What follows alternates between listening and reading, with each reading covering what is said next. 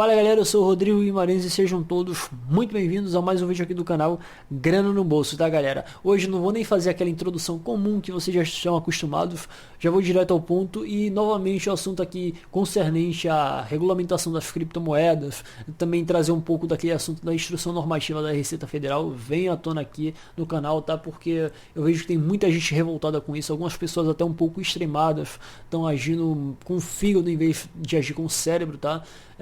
Enfim, que a gente precisa agora de uma estratégia, pensar com a cabeça e tentar resolver essa situação da melhor forma possível aí para a maioria dos criptoentusiastas, e inclusive trazendo até aquela argumentação que o Rafael Lima aí do canal Ideias Radicais fala. Não adianta você somente criticar, destruir, você ser oposição toda hora, você também tem que ter uma hora que você vai ter que fazer ali algum tipo de construção, dar alguma solução ao problema, porque se você é oposição toda hora, oposição, chega uma hora que você vira a situação, você não tem nada construído e você pelos outros que vão passar a agir com você da mesma forma que você agiu. Então, a forma de construir, né, algum tipo de solução viável para esse problema é propor ideias. E é isso que eu vou fazer nesse vídeo aqui, tá? E, inclusive, eu peço para você que compartilhe esse conteúdo, tá? Compartilhe esse vídeo aí com geral. Se você não quiser dar nenhum tipo de crédito ao meu canal, você por algum motivo não gostar de mim, você pode fazer o download desse arquivo, pode postar em qualquer tipo de plataforma que eu não vou atrás de você, não vou dar strike no seu canal. Se você quiser compartilhar pelo WhatsApp, eu acho até melhor porque é um meio de difusão muito maior e bem mais rápida. Inclusive, até difundiria aí esse problema e as criptomoedas, que é isso que a gente precisa, tá?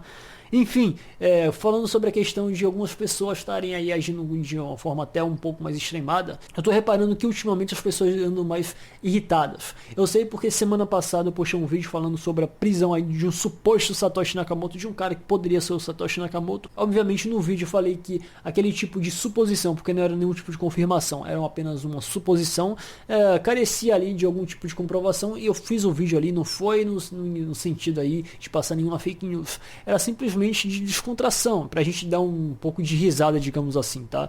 Porque eu sei que a situação não tá fácil, eu entendo que algumas pessoas estejam irritadas, mas eu não esperava que a situação estivesse tão grave assim, tá? No caso, a situação que eu falo das pessoas estarem irritadas. Outra coisa, tá? Eu sempre faço questão de frisar aqui que o canal é sempre a favor de criptomoedas. O canal e eu somos sempre a favor das criptomoedas e do Bitcoin, principalmente, que é a principal criptomoeda. Nunca, olha só, nunca eu vou ser contra o Bitcoin. Em outros vídeos eu sempre fui contra aí tentativas de proibição, como estão tentando proibir nos Estados Unidos. Um deputado aí, um congressista está tentando proibir lá, tentou enviar esse projeto de lei. Eu fui contra aí a proibição que aconteceu na Índia. Eu dei sempre minha opinião de forma até às vezes um pouco ácida, porque de fato eu sou contra aí o cerceamento da liberdade dos indivíduos. Eu sempre vou ser a favor aí do Bitcoin, de criptomoedas e de tecnologias descentralizadas que garantam aí a liberdade do indivíduo, tá? Eu nunca, olha só, nunca vou ser contra as criptomoedas. Então, por meio desse vídeo eu venho apresentar aqui 3 soluções, tá? Que a gente poderia estar fazendo aí para impedir que, pelo menos aqui no Brasil, impedir que os burocratas tentem aí cercear o nosso direito da gente poder fazer com os nossos bitcoins, as nossas criptomoedas, o que a gente quiser. Porque isso aí foi a primeira, digamos assim, foi a primeira chance da gente poder fazer com algo que seja nosso, que a gente quisesse, né? Transferir para carteira, colocar, jogar em exchange, fazer o que quiser, sem aí a presença de alguns burocratas. Inclusive, essa discussão estava somente na Câmara dos Deputados, em vídeos anteriores eu falava sobre isso, depois chegou no Senado, tá? Então, a gente está vendo uma expansão muito rápida em relação a esse tipo de discussão. E agora eu soube que outro senador, tá? Lembrando, o senador Flávio Arnes propôs aí a audiência pública que vai acontecer, foi aprovada aí na semana passada e vai acontecer essa audiência.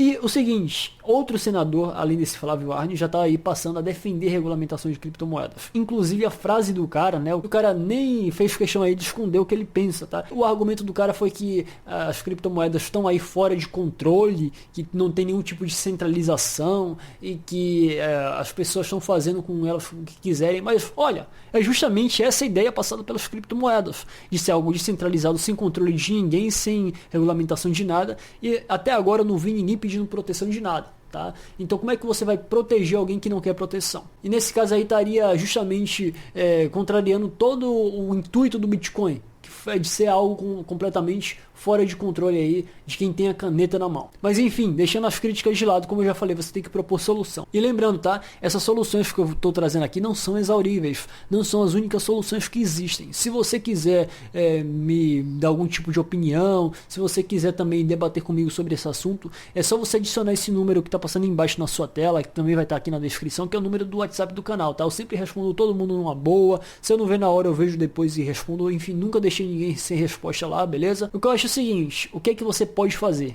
A primeira coisa, e que eu acho mais efetivo, pressão popular em cima dos legisladores. Porque são eles que fazem as leis, são eles que estão propondo o debate aí acerca de regulamentação das criptomoedas. Então, a gente tem que fazer barulho sim em relação a isso, inclusive, tá?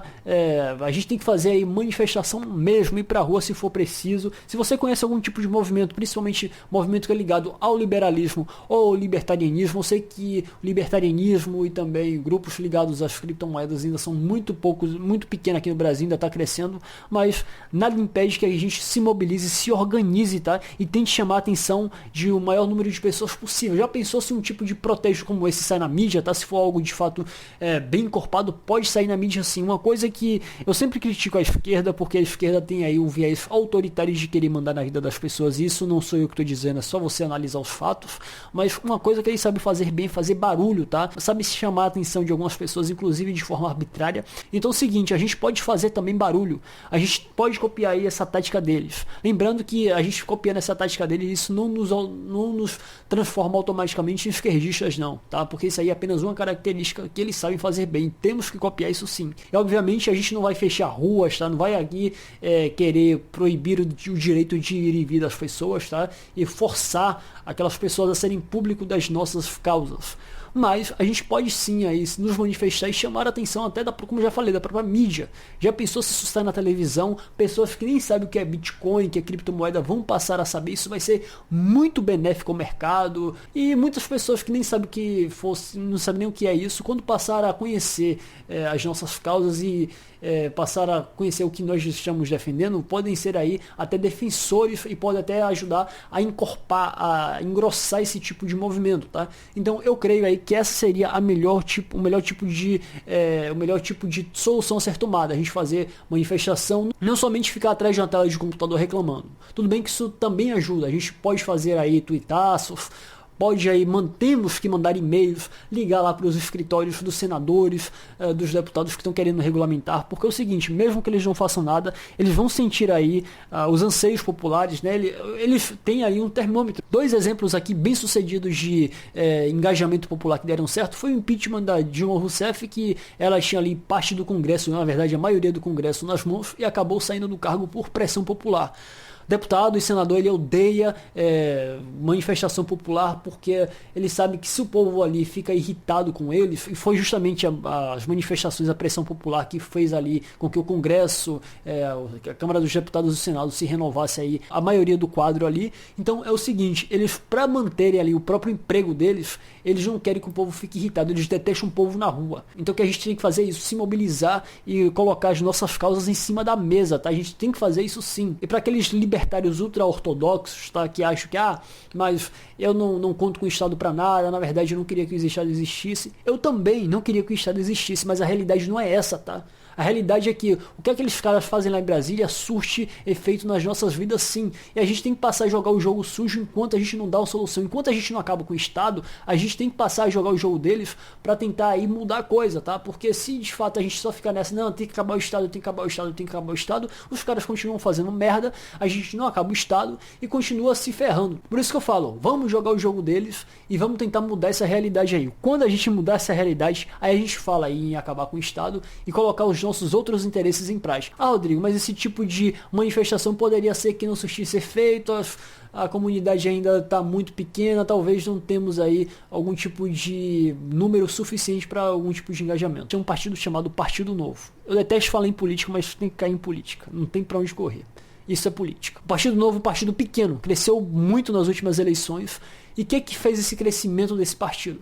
o engajamento das pessoas. Eu vi a manifestação que tinha 50 pessoas em determinados locais. E os caras não arredavam o pé, os caras não abaixavam a cabeça, tá? E até o candidato à presidência da República, que foi o João Amoedo, não ganhou a eleição, mas teve um resultado excelente para o tipo de candidato que ele foi. E no caso, mesmo ele não sendo eleito, isso acabou gerando experiência e acabou gerando dividendos para o partido, sim.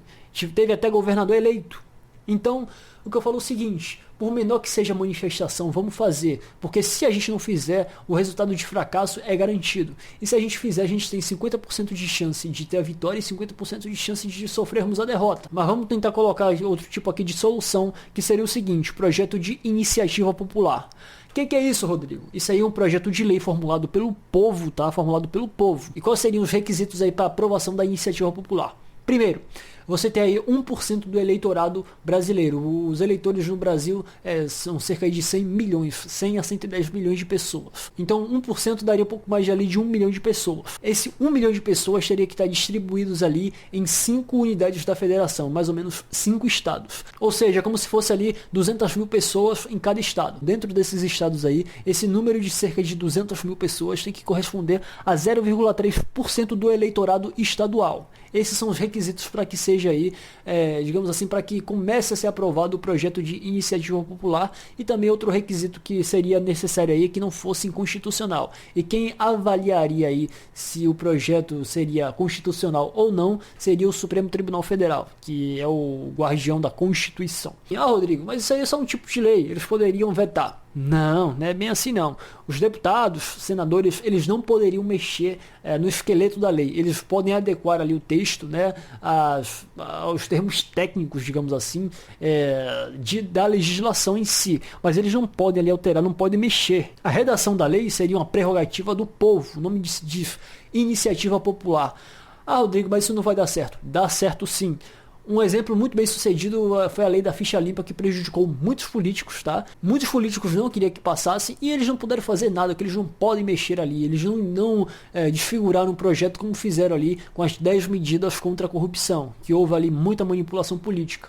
No caso da lei da ficha limpa não teve o que fazer porque foi uma iniciativa popular. A terceira e última solução que eu proponho é nos encaminharmos diretamente ao presidente da República. Uma medida tomada aí nessa direção foi até a gravação do vídeo aí do Epaminondas, já no canal Voepa. Eu não conheço o Epaminondas pessoalmente, eu assisto vídeos do canal dele. Eu não costumo também citar muitos youtubers, eu tô aqui citando porque realmente o cara tentou aí trazer a discussão pro debate, tentou chamar a atenção do presidente da República, das autoridades, que é isso que a gente precisa. Mas o presidente da República do Brasil, o Jair Bolsonaro, ele é muito ativo nas redes sociais. Ele acho que é o presidente mais ativo aí nas redes do que qualquer outro que já esteve na história do país. E isso é um fato muito positivo, porque você tem um contato mais direto com o presidente da República, tá? E aí, nesse caso, você poderia mandar tweets, enviar tweets ao presidente, porque, lembrando, para qualquer tipo de projeto de lei ser sancionado, precisa da sanção presidencial. As últimas mãos em que um projeto de lei passa para ser aprovado é pelas mãos do presidente da República. Tudo bem que se o presidente da República não sancionar, pode voltar ali ao Congresso e ser aprovado na marra sem a sanção presidencial, mas perde muita legitimidade, muito o apoio quando esse projeto não é sancionado pelo presidente, pelo chefe do Poder Executivo. E outra, tá? O Bolsonaro, ele é o chefe, digamos assim, da Receita Federal. Ele ali manda nos cargos, em todos os cargos da Receita Federal. É o cara que indica ali, é o secretário-geral ali da Receita. E, inclusive, tá, no vídeo que eu postei, que fala aí sobre os auditores enviarem um projeto para o Bolsonaro, tem que enviar para ele, porque, como eu já falei, o Bolsonaro ele é chefe, né, dos auditores fiscais. Então ele poderia sim derrubar até essa instrução normativa se ele quisesse, se fosse vontade dele. E lembrando, mesmo que esses tweets que você envie lá para o Bolsonaro não surtam efeito, ele vai estar ciente, vai estar a par aí da solicitação do povo, né, da vontade dos anseios populares. Tudo bem que você pode falar até que ele pode estar empenhado aí em tentar resolver essa crise política. Essa crise política aí pode ser até, digamos assim, bem aproveitada. Até vamos colocar aqui uma situação que ele quisesse agradar algumas pessoas, até para melhorar um pouco a questão da imagem. Ora, se ele conseguisse ver algum tipo de benefício, não taxando as criptomoedas, no caso, se as criptomoedas adquirissem uma popularidade entre a população muito forte, né, o povo conseguisse vislumbrar aí a oportunidade de você ter mais liberdade aí, de você poder controlar melhor o seu dinheiro, ora, isso seria a faca e o queijo aí pra gente, pra comunidade criptográfica. Então, Essas são as 3 soluções que eu proponho, tá? Espero que vocês tenham gostado do conteúdo. Só relembrando aqui, caso você tenha alguma ideia para me passar, porque também essas soluções não são exauríveis, né? Não são somente essas 3 soluções que existem. Pode ter algum tipo de outra que eu esqueci de falar, ou então que eu não pensei e que você pode ter essa solução em mãos, né? E no caso você queira entrar em contato comigo novamente, como eu já falo aqui, é só você me enviar uma mensagem pelo WhatsApp aqui do canal, tá? E podemos debater isso. Não tenho nenhum tipo de problema em quem me envia mensagem, eu sempre respondo todo mundo no amor. Pois é, tá, galera? Espero que vocês tenham gostado desse vídeo aqui e nos vemos na próxima.